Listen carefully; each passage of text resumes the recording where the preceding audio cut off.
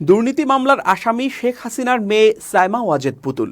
তাই দেশের ভাবমূর্তি রক্ষায় বিশ্ব স্বাস্থ্য সংস্থা WHO-র পদ থেকে তাকে অপসারণে ব্যবস্থা নিতে স্বাস্থ্য এবং পররাষ্ট্র মন্ত্রণালয়ে চিঠি পাঠিয়েছে দুর্নীতি দমন কমিশন দুদক।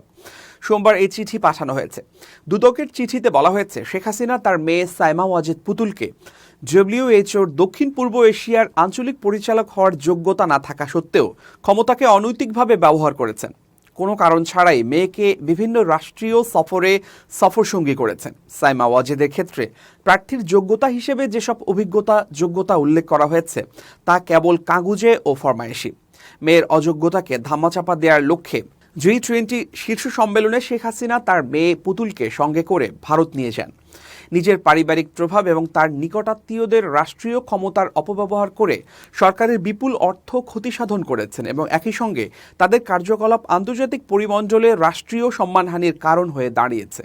চিঠিতে আরও উল্লেখ করা হয়, দুর্নীতির আশ্রয় নিয়ে পুতুল নিজ নামে পূর্বাচল নতুন শহরে 10 কাঠা প্লট বরাদ্দ সূচনা ফাউন্ডেশন নামীয় একটি প্রতিষ্ঠান খুলে বিভিন্ন সামাজিক ও ব্যবসায়িক প্রতিষ্ঠান থেকে জোরপূর্বক উপঢৌকন আদায় ও স্বাস্থ্য ও পরিবার কল্যাণ মন্ত্রণালয়ের স্বাস্থ্য বিভাগের আওতায় অটিস্টিক সেলকে ব্যবহার করে ভুয়া প্রকল্পে রাষ্ট্রের বিপুল অর্থ আত্মসাৎ করেছেন।